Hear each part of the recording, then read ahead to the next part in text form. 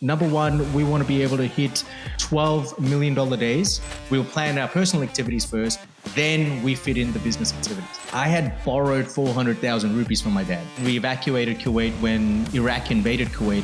When people show you who they are the first time, believe them. This is the Content Capitalist Podcast. We talk to business owners who've used video to grow their businesses to $1 million a year or more. How they did it, what worked, what didn't. Welcome to the Content Capitalists with your host, Ken Okazaki.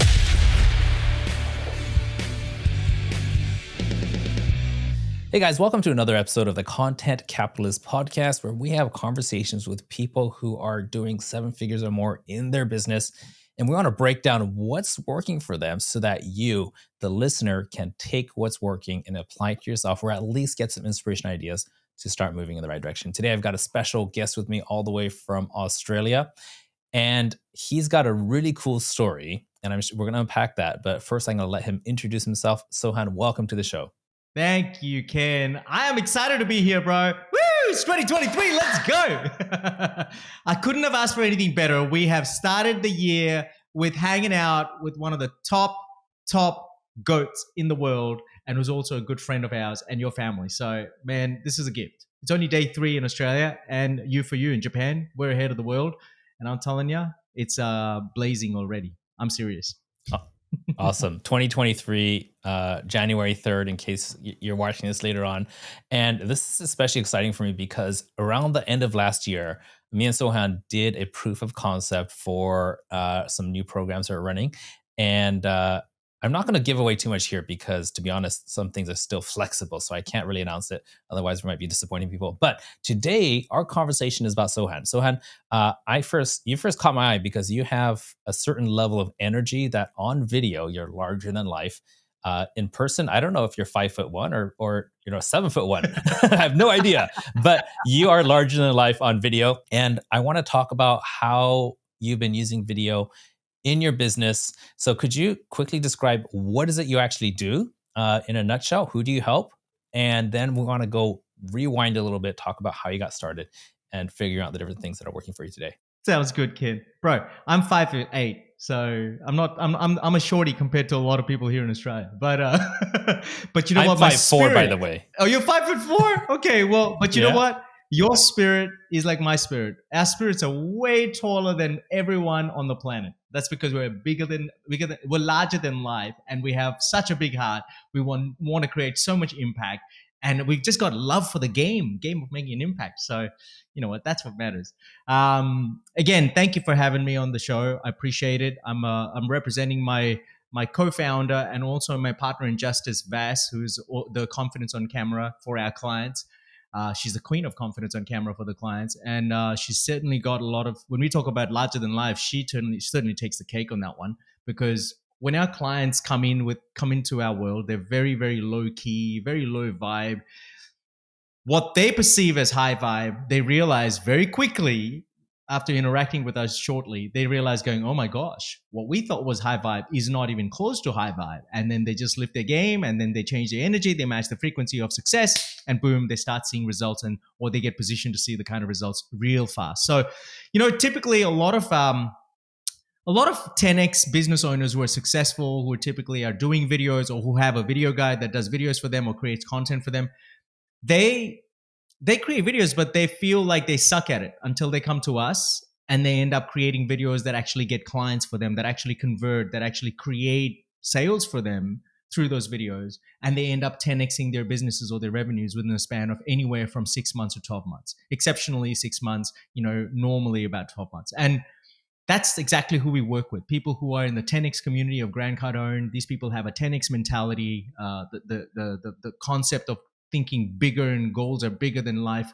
These entrepreneurs have a different mentality, but they suck at videos. That's what they say, not me. They say they suck at it until they come to us and they end up creating videos that convert or create clients for them. And so that's what we do. It's a lot of fun. The best way to really get intimate with someone today is through video. And you can express who you are, you can be who you are, and people can feel you through the screen, through the camera. And before you know it, people will be touching you virtually as well through augmented reality. that'll become very common.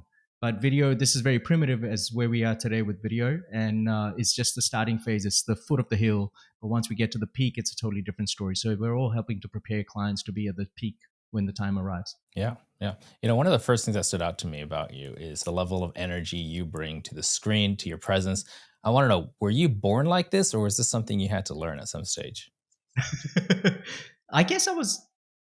Look, I was born with it. My family, where I come from, I've grown up in an environment where everyone's high energy. Mom and dad are high energy. Mom's always had high energy. She was into theatrics and acting and dancing and singing. Dad was always high energy because he used to play cricket and he was a sportsman, and so he was always full of life. So he would love dancing too. It's amazing. I would see him light up in front of mom. I would see mom light up in front of him. Like, they're total lovebirds. They completed 50 years of their golden jubilee 3 years ago, and they're still such crazy lovebirds. It's beautiful to witness. So there was a lot of high energy of love and peace and fun. And that's what I grew up with. So, I always had that energy, but I also had dips. I had moments in my life where I was not as high in energy, and quite frankly, 2019 is where what the energy you're experiencing now is what's elevated since 2019. So I was already high energy, but I was authentically higher and really, really in my heart, in my body, and that conscious kind of level of being is what comes out in our marketing and connection with our clients, right? So it's not a fake, it's not a hype thing, it's not cameras on, let's put on a show and let's go for it. This is how we are in life. When you come and hang out with us, when we wake up in the morning and you'll come out of your guest room and we'll come out of our bedroom and I'll be like, Ken, my bro, what's happening? Good morning, let's go. Like, for some people, they can't handle it. It's over the top, right? They find it over the top because they're not used to someone just expressing themselves. They're used to people conforming. And one of the things that we said was our culture is formed by human beings. We create the culture. So it's not a concept, it's actually a construct. And we don't have to fit into that mold if we don't want to. We can all express that inner child. And so I always keep the inner child alive and I honor it. And we honor it on camera, off camera too. We dance in the house when you guys are not watching as much as we do when the camera's on. Amazing.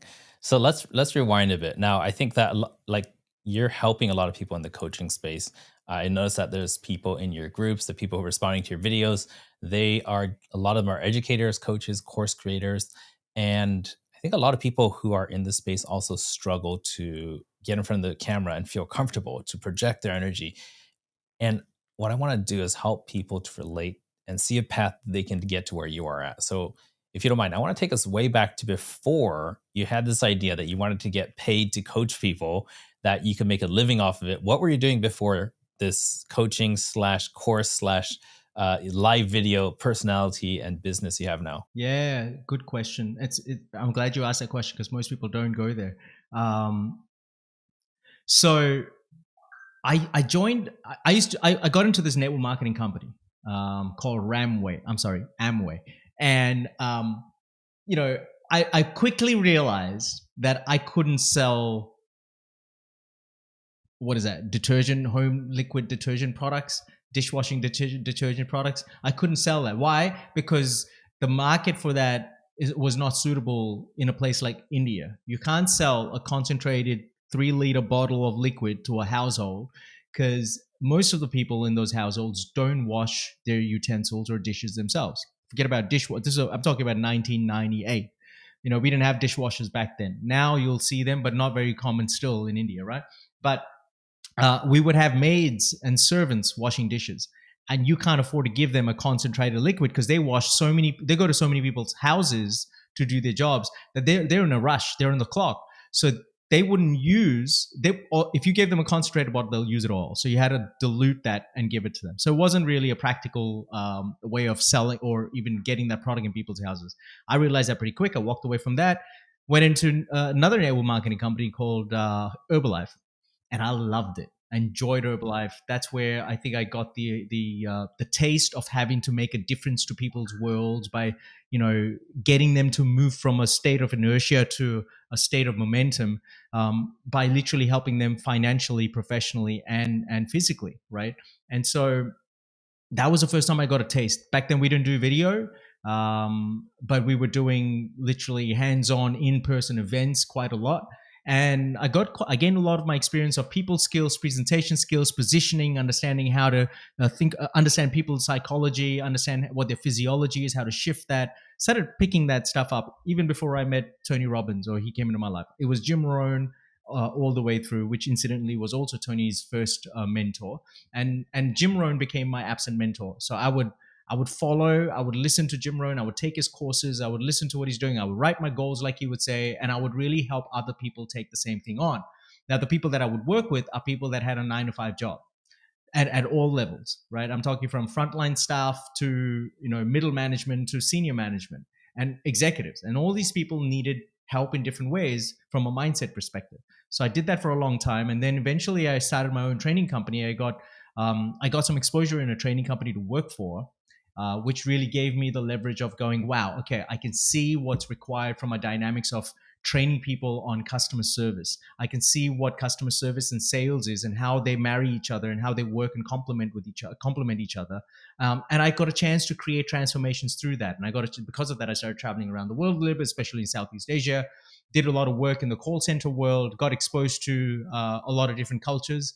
I remember joining the call center myself, and back then in the early 2000s, we weren't allowed to reveal our name, Ken. So we had to tell people that I couldn't say my name was Sohan. I had to come up with a Western name, so I had to pick Travis. So I picked Travis, and I was known as Travis on the phone. And I would speak with the Americans, and I was representing Capital One at the time, credit card company, and I was in the debt collections department, but it was more customer service oriented than, hey, pay me the money kind of debt collection. So it was fun to learn the American culture. It was fun to know the different nuances and dialects. I, in fact, loved switching accents because I had the ability. So I would sound more American and I would sound like I'm from Virginia, Richmond, Virginia. So I picked up that dialect so they couldn't tell the difference on the phone. And then moved into the UK market and started learning how the English spoke. So I had to learn very quickly. I can't say water. I had to learn to stop saying water and learn to say water. Do you know what I mean? I had to stop sounding like an American. I had to sound like a Brit or an Englishman. So it was a lot of fun with accents. Wait, it was a lot of fun with Alex. I could tell that you like your natural accent is Australian, but you're talking about having started Amway in India and you look Indian. So tell me about that ethnicity thing. Were you born in India and then moved to Australia, or like just for we've spoken a bit about this, but for the audience, they're probably curious by now. Like what is this? Now, I was born in Mumbai, but I was raised in Kuwait. And I lived in Kuwait for the first 10 years of my life. And then we evacuated Kuwait when Iraq invaded Kuwait in 1991, I think it was. And then after I went back to India, we evacuated Kuwait. It was like the movie Argo. It was crazy. Like we were there for the first 45 days of the war. I remember as a kid getting up and hearing these fireworks, and I'm thinking it's Diwali, but this is August and Diwali is in November, I think, October, November. And I'm like, it's Diwali. And mom's going, no, it's not Diwali, son. It's Iraq. Iraq has invaded Kuwait, has attacked Kuwait. We're in a war. And I'm going, what is she talking about? So this is back in the day when we had Knight Rider. And you remember those days, Ken? Knight Rider was like a big thing. Baywatch. What was it? Transformers, the cartoon. Like I was into all that. And Thundercats. So I'm thinking war. I'm thinking all these cool gadgets out, but it was really horrible because I looked out the window and I saw between these buildings across the road, one person running and three soldiers chasing him down, trying to gun him down. So it was really horrific. But as a kid, I didn't get a chance to go to school anymore from there. We couldn't go to school during those 45 days. But I think I had the best time of my life. I got to go and meet more people. I made new friends because mom and dad were always trying to find a way to get out of the country. And so they ended up meeting a lot of other couples and families. And, we made new friends along the way. We drove out of Kuwait all the way to Iraq through no man's land overnight, which was scary. Survived that no man's land, got to Iraq, welcomed by the couple that actually helped us to get out. And then they hosted us at a hotel for 7 days until we found a way to get out from Iraq to India. So we found a way to Jordan. Again, we drove to Jordan, and from Jordan, we caught a flight and took off to India. And if anyone's watched the movie Argo, you'll know what I'm talking about. Like the end scene, I won't ruin it for anyone, but go and watch the end scene of that movie. That was exactly how it was for us when we were finally taking off from Jordan, from Amman. So yeah, that's what we did. So I can sound Indian. When I talk to my parents, I don't sound like this. This is how I sound, Ken. I can talk to them like this all the way through. All my family in India, they all listen to me and they hear me talk like this all the time. Some of my old school friends, when I meet them, this is how I talk. Like this is how they relate to me. But it's so weird. I can't sound like that anymore now because it doesn't come naturally. What comes naturally is the way I sound now to you. So, Okay. Yeah, you're a bit of a yeah. chameleon with all those accents. So thanks for giving us a recap on your childhood. I think that I have somebody else who was a client of mine, and he came from Vietnam to Australia, but literally his boat was sinking. Like they were like refugees, and they were rescued by the Coast Guard when and like I think half the people on the boat had already drowned or something, right? And he was like 3 years old or something when this happened, but he still has memories of it. And now he's a very successful businessman in Australia. But his experience is really about how Australia took them in, helped them to set up a great lifestyle and business, providing them opportunity. And he's just trying to give back to Australia and to the people there by training people on how to actually successfully run a business. And I find this pattern with refugees. You're not the there's a couple more in my mind too who ended up in Australia and who are just really giving back in a big way. And I think that that's something that more developed countries need to think about is like how much these refugees can do for you, not just not in not necessarily the same time that they come in, but their children. And like it's just this the mind bank of having a larger pool of talented or potentially productive people, seeing where they're going to be in the future. And it's just huge to look at it differently like that. 100%.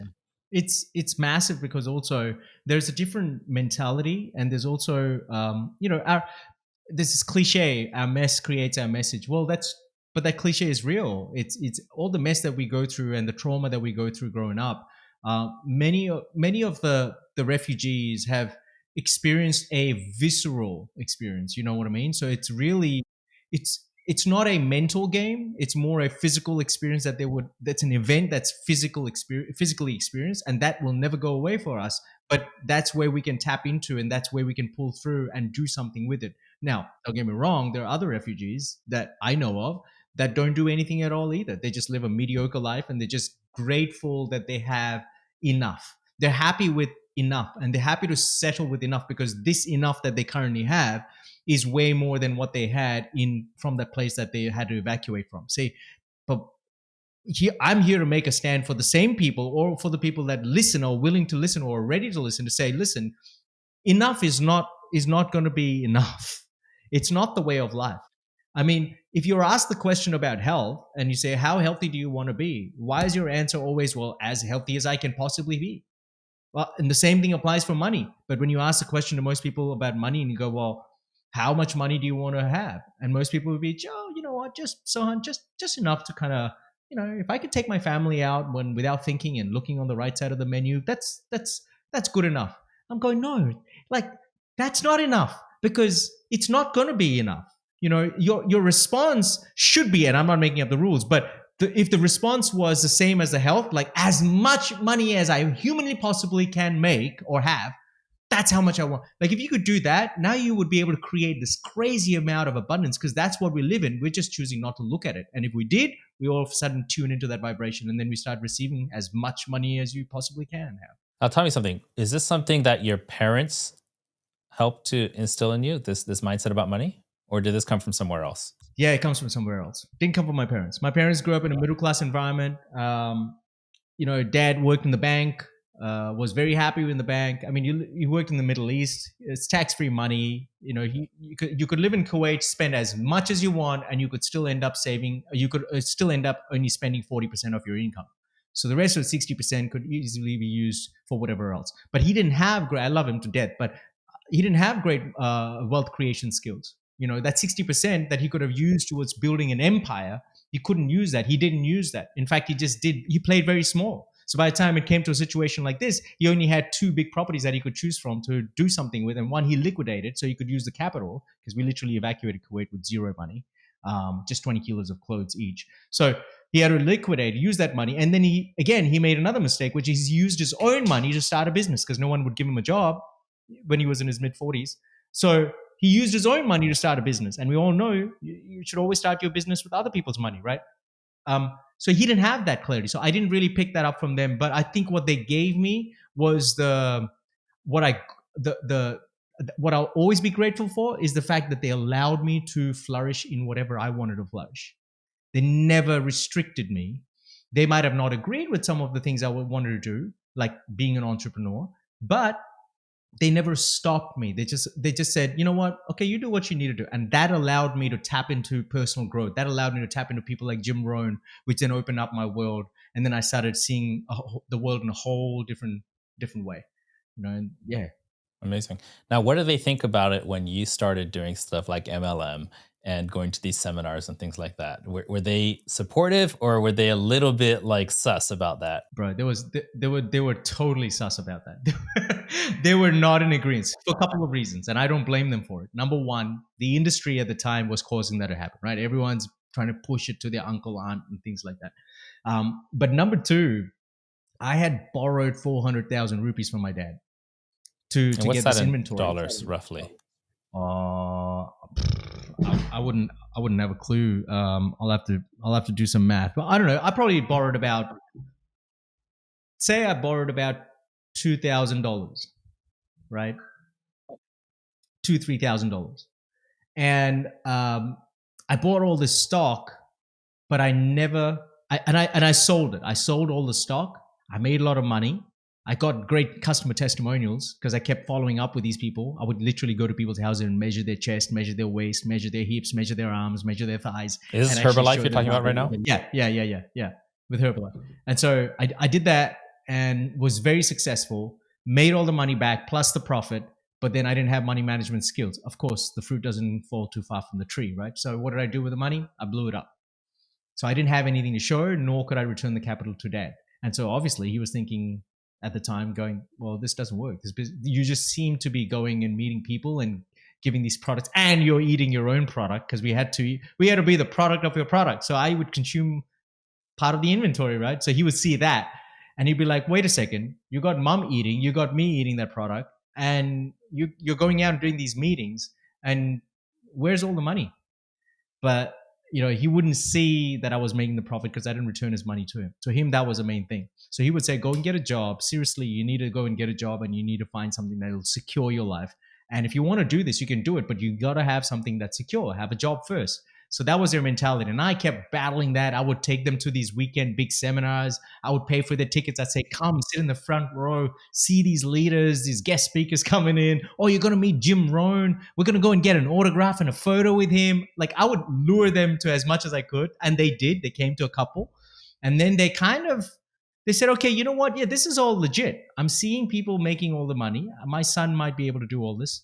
But still, son, you need to go and get a job while you're building this on the side. That was their mentality. And I was going, nah. I would probably say the same thing if you're my kid. Like, and I tell that to my kids. I'm like, I don't care if you're going to be an entrepreneur or if you're going to be an engineer or a doctor. I want you to get a job in a Japanese company just to learn a bit of work ethic, learn about systems, processes, learn about hierarchy. It doesn't mean you have to stick with it, but you have to understand it at some point. And they've all done it at some point, so they can relate to other people, and they just have an idea of like, how does big corporations work? Whether on the part-time employee level, all the way up to whatever level they get to, if they stay in there. Exactly. So, and it works. Especially if they join an MLM and they were losing money, I'd be just like, get a job too. On top of it, I would do that same thing. Exactly. And if you're staying under my roof, you definitely have to go and get a job because you're gonna have to pay for living under my roof, right? Like, so. Yeah, I got that. And so I did. I went, my brother-in-law at the time ran a very successful IT company in Mumbai. So we lived in a little city called Pune, which is literally 4 hours drive from Mumbai. And my parents still live there. And so I drove to Mumbai and I started working with my brother-in-law for a year and a half.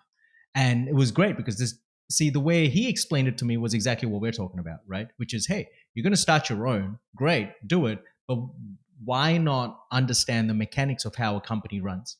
And why not come in and start as a salesperson? Because that's the core. You need sales for the business, right? So start as a sales guy in my company, be the apprentice. I'll mentor you and I'll show you how, because he started a company at the age of 15. He ran away from his home. He left his hometown from the south of India. He came all the way to Mumbai, didn't know anyone from scratch, sat in a truck, came to India and started a business at an age of 16. And so he's self-made. So he said, I'll show you how I ran it. And then you can do the same thing and you'll observe how I run meetings, et cetera, et cetera. You can take minutes in my meetings as my minute taker. So you can learn a lot of the aspects and the facets of business. See, my father didn't tell me that. He just said, go get a job, go get, and I was like, no, no, no. Because on one end, I'm learning, because in network marketing, that's what they talk about, right? Why would you work for someone else? And as I was built to be an entrepreneur, I could never work for anyone else, right? So my resonance was with that message. But when someone else is telling you, no, go get a job so you can at least have stability, that's not good enough a reason for me to go and switch and take up a job. But if you said to me, hey, learn the mechanics of how you run a company by being an employee, because one day you're going to have your own, so at least you know, and you won't get cheated or you won't have that brain damage. That would get me going. So anyway, I did that, got the experience, then went back to Pune and started an IT company, which was like a sister company of his. I ran that for a while, got bored really quick because I wasn't into IT.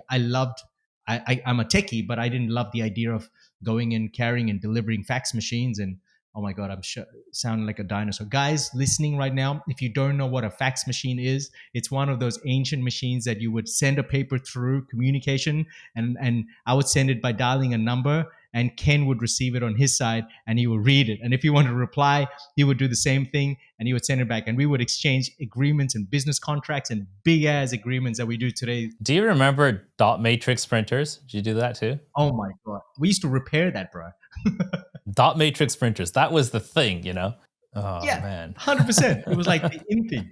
So there you go. Did that. And everything was compact back then because they're the cheapest things, right? And the more compact it got, the more sexy it was to sell, you know? No, so. Compaq, as in the company. COMPAQ, Compaq. Oh, Compaq, yes. Oh, yeah. Yeah. Dell and Compaq. And HP was definitely one, but we had dealerships for Compaq, left, right, and center. So everything was Compaq on our end. All our high-end enterprise clients would only recommend Compaq. I don't know if this brand got to you, but Gateway 2000. Do you remember those guys? No. Okay, they're another PC manufacturer. They boomed really fast, and then they probably got bought by another company. I'm not sure. They just disappeared. So I'm pretty sure they just got bought and rebranded. I should research that. That was interesting. Okay, so thanks for giving me the background on that. Now we went into some network marketing. You gave us a bit of history on that, and then from there you went to the next stage. So right now, what do you think was like the biggest hurdle or like the biggest period of growth, or the biggest catalyst for growth that you saw from that network marketing mindset, or that stage you're into being $1 million coach that you are now? Like, what was that accelerator for you, if there was one? Good question. The accelerator, I'll say, so it was a contributing factor and not a determining factor. But what contributed to the acceleration was the ability to think larger than life and understand that there are choices and we can all have them. Like the freedom, like people talk, I want freedom. That word freedom is so vague because it's different for different people. But the moment I dial it down to saying choices, I can make any choice to be anywhere, be with anyone I want, be wherever I want, like that kind of choice. That to me was like freeing. So that was a massive contributing factor, being exposed to that world of network marketing, because that's what they do, right? They really, those people who have reached the top, they really open that up. They set the example and they show what's possible by the travel and all these places you can go and you can enjoy and be, and enjoy great food and enjoy great experiences. And for me, that was huge. And I said, that's the possibility. And Jim Rohn was always in my head. He would always be between my ears, right? All the time. I couldn't stop listening to him at all. And so that became the contributing factor. But what really became the determining factor was when I had this awakening in 2018. You know, there I was at a shopping center. It's December of 2018. I've got my hands on the wheel. I'm looking right at the pillar of the entrance of a shopping center in Sydney, somewhere in the close to lunchtime. And I'm ready to hit my foot on the gas. and I was driving a Hemi at the time, which would do about 3.5 seconds, supercharged Hemi. So it would do 3.0 to 100 in 3.5 seconds. I was ready to ram that car in that pillar, end it all. And just as I was doing that, I had this voice in my head of one of my coaches. Thank God I had a coach at the time. And his words were label, which is an acronym, LABL, which stands for Love and Be Loved. It's a movement that I started in 2016. That's a story for another day. But that word, moment I heard that voice, my foot came off the gas, and I literally let the car just, like, my foot came off the brake as well, and I let the car roll in through the garage or the car park. I parked the car. I don't even remember taking the ticket. I just literally rolled the car. I came back to my senses when I parked the car, and I said, my God, what was I just about to do? Like, I was about to check out. And that was the determining factor, because from that moment on, the work that I started doing internally allowed me to know that everything that I had so far was head knowledge. And it was time for me to stop being in the head and start being in the body, start being in my heart.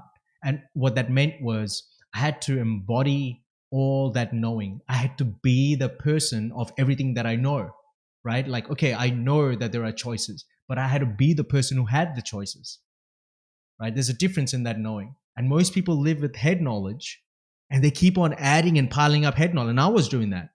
So I had to stop, and I had to start taking the head knowledge I had and embodying that and mastering to be that.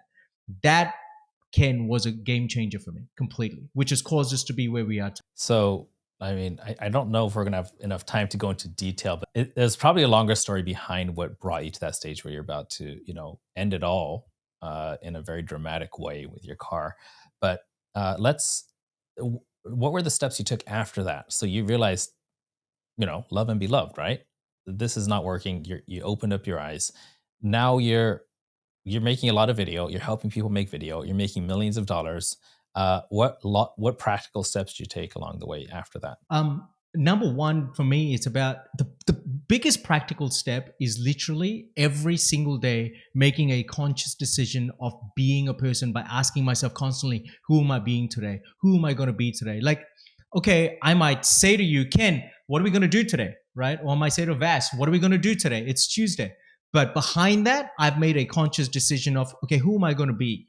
And based on who I'm going to be, that executes everything I want to do, right? Otherwise, my doing is useless, and it produces an outcome which is not aligned to who I want to be. And then I'm satisfied at the end of the day, but I'm not fulfilled. And then next day again, I'm trying to find a way to be fulfilled, which is what I was doing before. So my practical step is really to be making that practical decision of every single day, literally every single day for the last 3 days, including today. I've been waking up, and the first thing I do, I'm grateful the fact that Vas is alive, because for those of you listening or watching, my queen, she actually died twice and came back to life, right? She's the world's first miracle survivor. And so I'm grateful every single day that she's actually alive. I get to see her when I open my eyes. Our baby co-sleeps with us. So I get to see him. Well, he wakes me up first before I wake him, but I get a chance to see his gorgeous smiling face and big googly eyes all the time. So I'm grateful. But the next moment in that, I'm going, okay, my conscious decision is who am I going to be today? Like, I pick a word for the day, and my word for today, for example, is humility. Right? I'm going to be a humble man today. I'm going to do it. Humble does not mean I'm going to shut up and not do anything or say anything of how great I am, but I'm not going to allow my ego to get in the way. And that for me is a big deal. So I'm going to make sure I'm humble. So humility is a word of the day for me. So I'm going to practice that. If I can practice that, everything I do will create everything I want to have at the end of the day. And I won't be satisfied. I'll be fulfilled. And if I can live fulfilled every single day, one day at a time, I know when I go back and look at it 3 months from now, or 6 weeks from now, or 16 weeks from now, or 9 months from now, I can do an inventory check and say, I took one day at a time. I ate an elephant one bite at a time. I know it's a crass example. I don't eat elephants. I'm vegetarian, but you guys get the point, So that's a big deal. But in addition to that, there is the planning. Last year we made sure at the end of the year we really planned what this year is going to look like. And most people plan their business activities first and their life activities next. We did the opposite. We made sure, and some of you listening to this right now, and I'm sure many people who have come on your interview do the same thing as what we're doing, which is we'll plan our personal activities first, then we fit in the business activities. Because everything we're doing and being for our clients is ultimately for us. It's the mission that we're on to impact 1 billion families by 2029. And it's not going to happen if we're not looking after ourselves first. If I got my cup full, I'm able to serve you at the highest. But if I'm serving you from trying to serve you at the highest from a half filled cup, I ain't doing justice to you because you're not going to receive it. At some point, I'm going to burn out, and you're going to end up feeling the brunt of it, and that's not fair to you or me. So that's why we planned our holidays. We planned what we want to do, and then we said, okay, now we'll take all our business activities and plot it in somewhere, and then make sure we run with that. And then the third thing that we really do practically to really stay on course is say yes to our lane and say no to every other, shiny ball opportunity that keeps coming by. And they keep coming on it. I keep getting opportunities on my desk. On average, I get about 3 opportunities a day on my desk, whether it's crypto related, whether it's video marketing related, whether it's social media marketing related. These people keep dropping joint venture partnerships left, right, and center. I ain't got time for that. We're aligned with something. We're aligned with certain people. We've made commitments to certain people last year. We made commitment to people this year. We're sticking to that. We're going to focus on that. And that's very hard to do as an entrepreneur because you're constantly trying to find a way to improvise, right? But being able to say no to all the distractions and just being able to focus on the lane and the game plan is freeing. So that's our practicality. That's what I bring to the table. That makes so much sense. And what's your lane for 2023? Big one. Number one, we want to be able to we want to have at least $12 million days, out of which we want to have a bonus day, which would be at least $10 million day. And that $10 million day means the reason we want to do that is it's two-sided. One, we get a chance to break through our potential. So we're playing in our potential, not our present state. And number two, by breaking that and doing that, we're automatically creating a significant impact on our partners and our clients. Massive, both by setting an example for them of what's possible, but also financially, they will gain it as well. Because the way we've partnered up is a win-win-win. It's not a win-win, it's a win-win-win. We win, clients win, and our partners win. Everybody wins. And that will be a great example. So we want to stick to that lane. That's 2023 for us, and it's huge. It's something we've never done before. We did 400% growth last year in 2 months. It was a great record for us in the company, but that's nothing compared to wanting to do what we're doing now. More importantly, we're getting closer to that 100 million families that we want to impact, right? That 100 million families that we get a chance to impact by 2029 will shorten that gap, because when we hit a $10 million day, that automatically means we're impacting more clients, more people, more families. And that's a big deal for us. Yeah. Wow. So tell me what is working best for you right now when it comes to content creation and how that ties to client acquisition. Everybody's got their fancy funnels and automations and things like that. I feel like you're the type of guy who comes straight from the heart and connects with people on a heart level. But if there is a system, could you share that with us? Absolutely. And you said it, like, from the heart is so important. I know some people that teach that stuff, like conscious marketing, but they're not being that stuff. And I get it. It's a journey for each person that these people will get to that place eventually. The good thing is at least their intentions are right, and that's what matters most. For us, the way we found to really help people connect with the heart and communicate the messages was to make sure we create a really simple conversion tool and a really simple way of making that possible, to get someone from a suspect to a prospect, from a prospect to a client. And the way we found that was through interaction. Like, I love interacting, and everyone we attract also loves interacting with us because we share the same vibe. We love having fun. I mean, you've been on some of our Zoom calls and you've seen what it's like. Like, we're always having a party almost, right? The reason for that is people learn better when they're having fun. We do. I'm sure you do as well. So the goal is to always have fun when we're educating ourselves and bring this edutainment, which then drives a lot of valuable information and transformation for people. We keep it really simple. Our system is really straightforward. We've got a challenge conversion tool. That conversion tool helps us to really help people get outcomes, practical outcomes in a 5-day challenge. It's not theory. It's just straightforward transformation, because we're big on transformation, not information. So we focus on a challenge every single month. We do an event like that, and it's not a webinar format where I'm talking and they're just listening and it's one-sided. No, it's I get a chance to see people, they get a chance to see us, and we get to see each other's body language and facial expressions and really see people breaking through. Like, people breaking in tears, and tears, someone crying is a sign of breakthrough. It's a sign of healing. And that's really important for people to move from places. Believe it or not, people think video marketing is all about just the lights and the audio and the captions, but it's way more than that, right?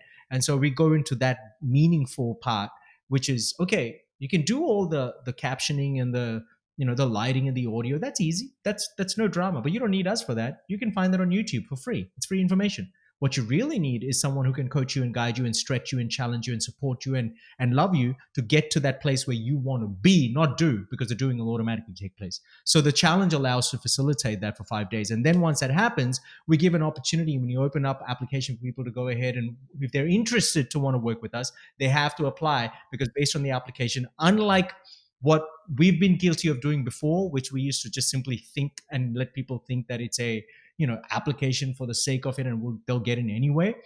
We don't do that. We are so focused on the application and the person, and the 5 days allows us to see what they're like and how they're performing, right, through the 5 days. Because Maya Angelou said this really well, Ken.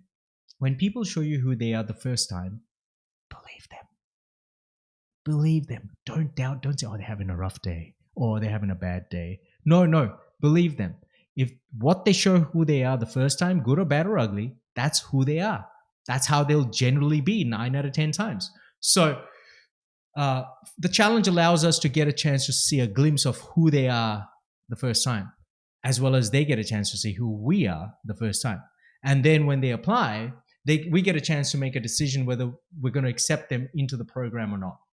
Right. And then our program is a mastermind for a full 12 months where we actually position these guys. They all get positioned to make 6 and 7 figure deals or 6 and 7 figure days, not years, not weeks, not months, days. But you know what? Worst case scenario, if they walked away with making 7 figures in a year, that's still good. Right. But the goal is not to make 7 figures in a year, because that's what everyone's talking about and everyone's promising them. But we're interested in saying, listen, I want to solve your whether it's $100,000 a year problem, I want to solve that in a day. Would that help? And they all say yes. If you ask them, if you made $1 million in a day instead of a week or a month or a quarter or a 6 month or 12 months, would that help to solve all these problems in those time periods? And they go, absolutely, of course. And I go, great. Well, then why are we wasting our time trying to work on something for a year's problem when we can solve all of that in a day?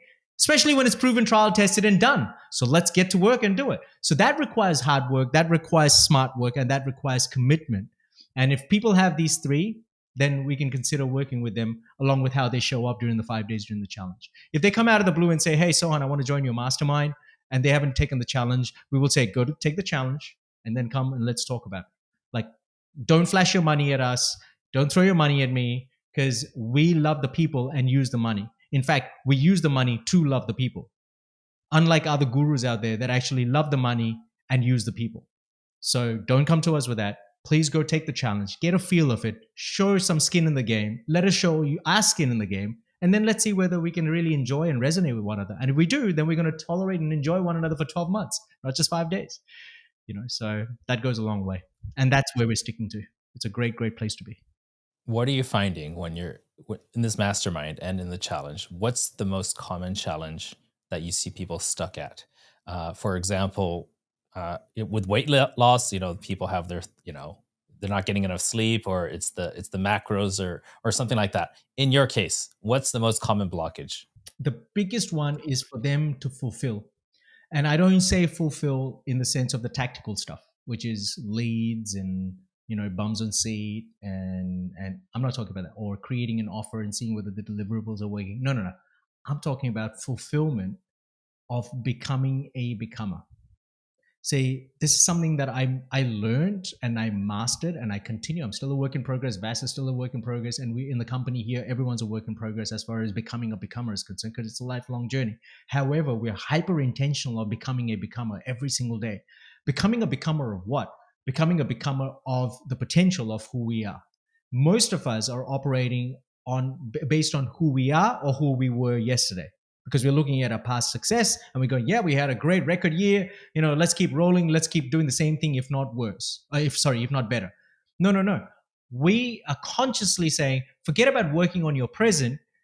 Focus on working 100% on your potential. Because the sooner you become your potential, the sooner you'll get your potential activities and you'll have all the potential properties that come with the activities. So that's what our clients find very challenging. Like, they'll set up an event, they'll have the intention of getting a challenge, and when you catch up with them a week later, they're like, yeah, I haven't confirmed the dates. Now see, that's not the doing of confirming the dates. There's a reason behind why they haven't confirmed the dates. It's not because they've had only 24 hours in a day. No, it's because they haven't become the person that will actually commit to those dates. The moment they choose to commit to becoming that person, automatically the dates go into the diary. So it's always coming back to becoming the person, and the person that they need to become is a potential person, not the current person that they are. So that's the hardest bit in our program. That's the hardest bit in the mastermind. People constantly go, man, it's so hard to just be my potential. I keep slipping back into my familiar zone, which is who I am. And that's the goal. Look at yourself in the mirror and you shouldn't recognize you. And how do you help people do that? Is it like a mindset breakthrough, or is like, what is it? Is it repetition? Yeah, good question. The simple answer is getting hyper intentional, but with intention comes distractions, right? And disruptions. So we know that every time you set an intention on being someone, you will have a disruption of some sort. Either your ego will do it, your unconscious mind will create the disruption, and you will see it in the physical realm, in the environment. For example, you want to go somewhere and you want to be able to shoot that video and you're going to spend 3 hours there. Great. On your way there, you ended up with a flat tire, right? And that delayed you because now the person you're calling, you're on a public holiday, no one's there to answer your call. So you're stuck and you don't know that's taking longer. And so you don't have those 3 hours. It's eating up into your 3 hours. No, that's a disruption. So how do you deal with the disruption? Well, that comes from your internal. Believe it or not, everything that's showing up in the external projection is nothing else based on the internal perception. That's got to do with everything in our life, all the way down to our childhood, all the way sometimes down into our womb. And most times it's also in our previous generations and lifetimes, whether you're a believer or not, but that actually happens. So we actually do intervention sessions with these guys, not personally. We actually have people on our team that we help them to do an intervention and get them rid of all these insecurities or traumas, whatever is hindering them from being the person they need to be hyper intentional. And then once they get that cleared, all of a sudden they find this beautiful place where they can just fill it in like a blank canvas with whatever they want to be. And then boom, they just find this liberty and there's this effortless and smooth action. And trust me, you gotta experience it to know how effortless it becomes when you go through it. We go through it, and our clients go through it, and so we can say, oh my gosh, it's such a freeing ebb and flow place to be, and there's no hindrance. You may think it, but now you don't feel that hindrance anymore. And so you can still continue being intentional about it or hyper intentional. Wow. So, I mean, I don't know if we're going to have enough time to go into detail, but I'm seeing different coaches, right? Some people are really deep into tactics. What's working right now, step by step, copy and paste this text, this code, this graphic, right? And then you have strategists, people who are one step above that, where tactics come and go pretty quickly. Strategy is what the tactics are based on, right? And that way, strategies can be deployed into so many different platforms and different tactics. And then above that, you've got the execution, which is the personal development. Really, what's the intention behind creating it? What's going to keep you going? What's going to fulfill you long term?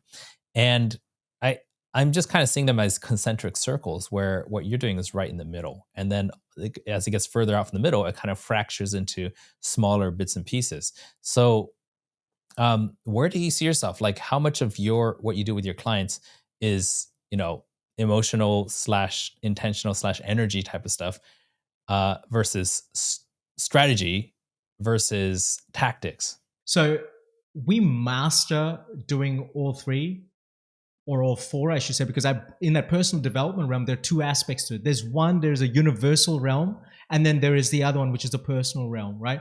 Which really gets deep, and that's the spiritual side of each individual spirit that we're in the human body. And regardless of people's beliefs or faiths or religious backgrounds or culture, the bottom line is we all have this innate gift that we all need to tap into, and that lies in the heart. That always resides in the heart. And that's the individualistic side. But then there is this universal realm that we live in, which is governed by laws, which is why things work the way they do. One of the things that I realized was, I'm going, wait a minute, like an apple doesn't fall too far from the tree.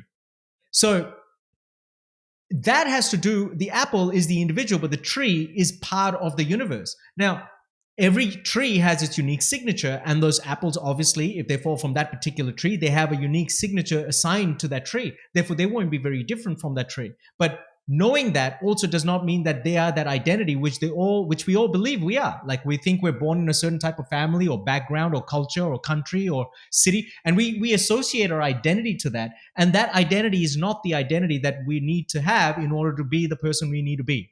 And that therein lies the challenge for most people, to break that identity and shift into the identity that they so desire deep down in their heart. But the conditioning from the universal, well, the society or the environmental conditioning is so strong that it really puts the pressure on an individual to stop being who they truly want to be. And so that's the main focus that we really pay attention to. We're masters of that. Okay. Why? We chose to be masters of that because anyone can give me tactics. Anyone can give me it's like the tactics and the strategies are the what and the how.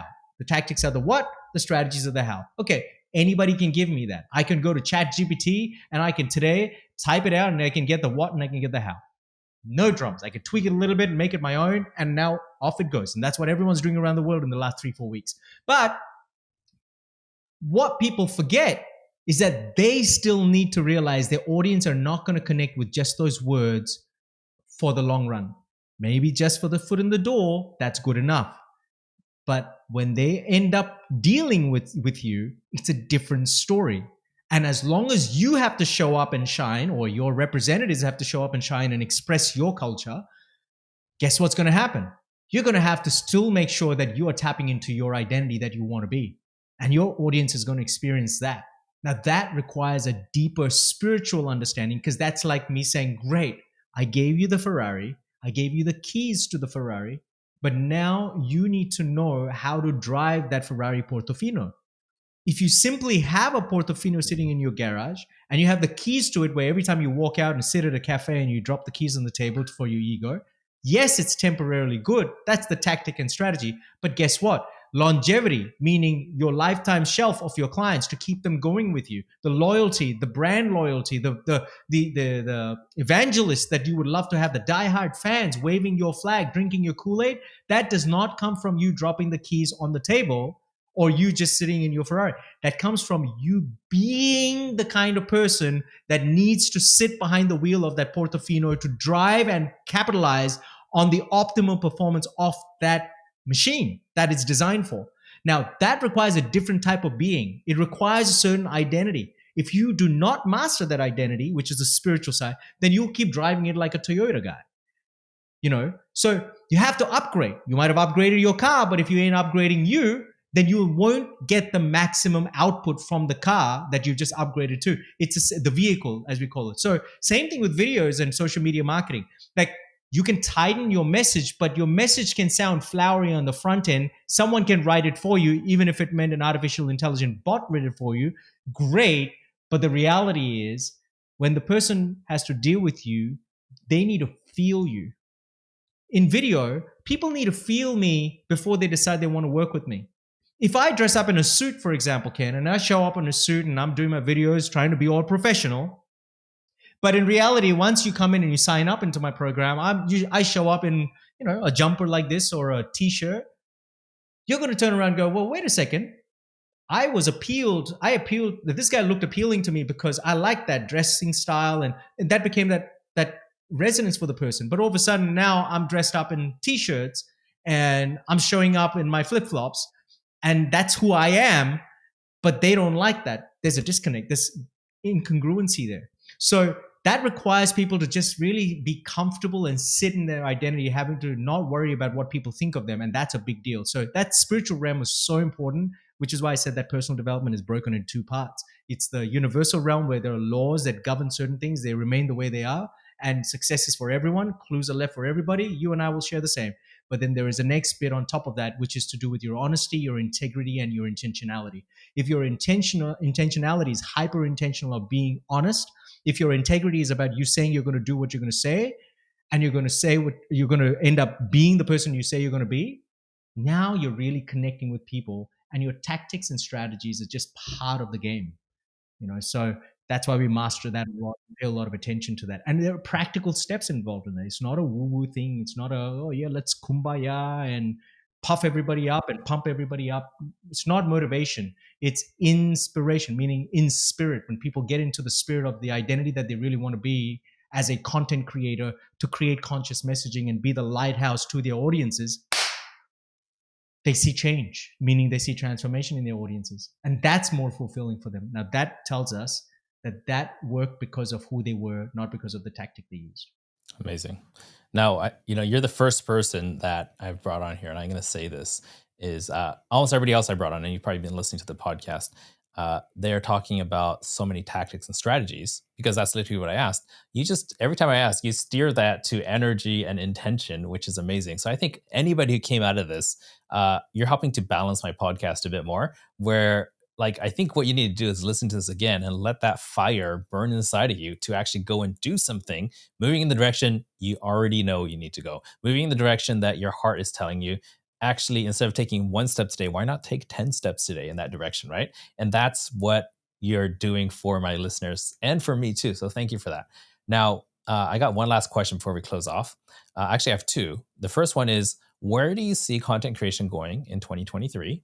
And you brought up something that's super interesting, ChatGPT and so many other AI things that are coming out off the back of OpenAI, which incidentally, Google, they just put out a red alert across all their internal staff saying this is actually a threat to our existence, because people are asking ChatGPT more than they're asking Google. Well, in very small sectors, but it's a much more human way to interact.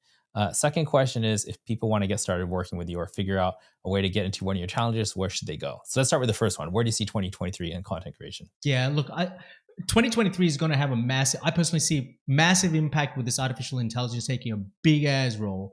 I think OpenAI has really done a great job in leveraging, creating a leverage for every other any kind of AI platform out. Jasper, watch out for Jasper. Jasper is going to be a household name before we know it. All this time it was a hit and miss with Jasper, but because of OpenAI with ChatGPT, Jasper is going to get a lot of credit. They're going to go skyrocketing, just like what happened to Zoom during the lockdowns. That's exactly what's going to happen to someone like Jasper. Okay, I personally believe. I mean, if I could, I'll put money on Jasper, and I see Jasper flying high. That's for sure. Because they've got great marketing, they've got a great system, and they've got a great positioning in the marketplace already. They just need to amplify it, and they don't need to do much now. They'll be riding the wave, and people take advantage of it. They'll have to be diverse at the most. But I see where content creation is concerned, I certainly see that now there'll be more interest in wanting to see ease and flow from business owners who were told they had to be content creators, and they were all going, no. The moment you say that to a business owner, oh, you got to be a content creator when you're shooting your videos, or the guards will go up. All of a sudden now, everyone will tap into this space. Much like what people thought they could do with Shopify, everyone wanted to sell a potion and a lotion. That's what's going to happen now with this whole space, where we'll find a lot of content creators coming through, which is great. I personally feel it's fantastic. If we guide these people the right way, they will have a platform which was always there, but this time they'll have a platform where they can really ease into it, and they will accelerate and get to that place of spiritually, that identity of who they need to be much faster. Example,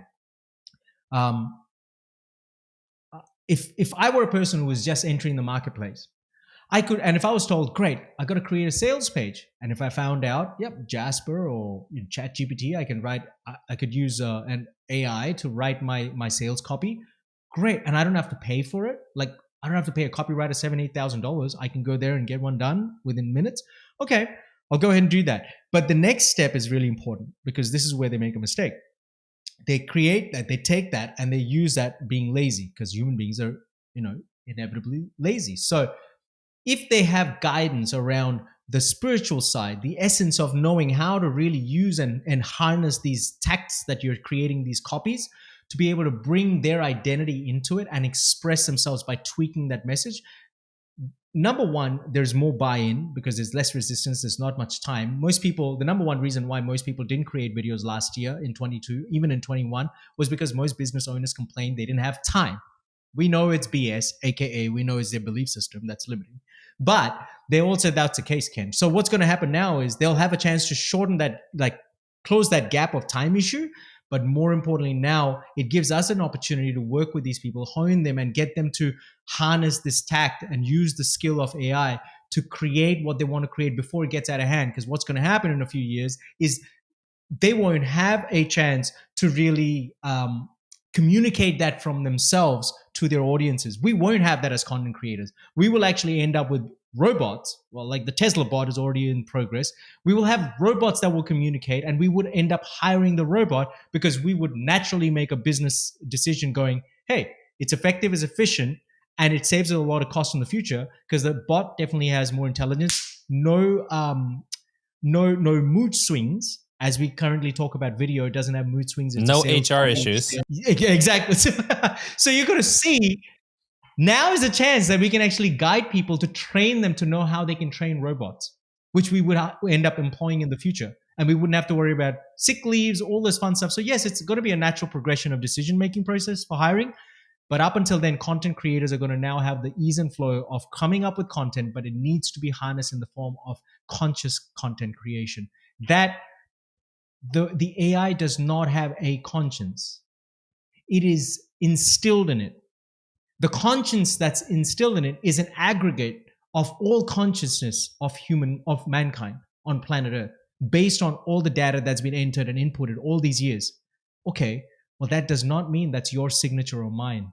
And at the end of the day, as long as your client's going to work with you, they're going to need to feel your consciousness, not an aggregate consciousness, which is why I'm saying it's going to become more important, because this now all the gurus out there that have been talking about my secret weapon is my tactic on Facebook ads, my secret weapon is my tactic on a funnel, all that's gone now. They have a new problem. Oh my God, this person already has a sales copy. I don't have to I can't even charge him, and I can't convince him of a sales copy because he's already done it. Now what do I have? Nothing. Now they have to reinvent an opportunity of getting them in. And this is just my opinion, but this is where they're going to have to find a way to reinvent themselves, and they're going to have to find a way to give them conscious messaging so that they can actually help these people represent their brand as content creators. Actual brand. I got to agree with you on that. Now, I want to respect your time. We got to wrap this up. If someone wants to get into one of your challenges, where do they go? Oh, great question. They can literally choose to click the link. If you're putting a link at the bottom, definitely worth going and clicking on that link. We have a challenge place where you can actually go and sign up for a challenge, makemorevideoschallenge.com/challenge. But basically, you have 3 ways to get into the challenge. If you're curious, then you sign up to the general admission. That's exactly what it says, general admission. So you'll get admission into the general sessions, into a Facebook group, and we'll live stream the session there. And you won't get a chance to interact with us personally, but you'll be able to watch the live stream and create transformation. Or if you're really serious in 2023 of making sure you create content that will actually create clients and get results for you, then sign up to the VIP. Get a VIP ticket, have a VIP experience. We call it an experience because it is an experience. You hang out with us in a Zoom room. You get a chance to ask questions related to your specific challenges with regards to videos, offers, funnels, etc. And we will coach you and give you answers at a high level, because we can only do so much in the 90 minutes that we have available, or 1 hour. So we want to make sure we're respectful of everyone's time. But that will be useful for your time. And we guarantee you that if you don't find that you got 10x the value of the VIP experience within the 5 days, we'll gladly give you your VIP money back. 100%. Guys, I do recommend find the link. I'm just saying, if anyone's listening and any part of this has fired you up and you feel like Sohan understands the journey you're going through and has been through it himself, which he probably has, I recommend click that link down below. If you're on YouTube, it's in the description. If you're on the podcast, pause the podcast for a second, go down to the show notes, find that link, or just go to makemorevideoschallenge.com/challenge.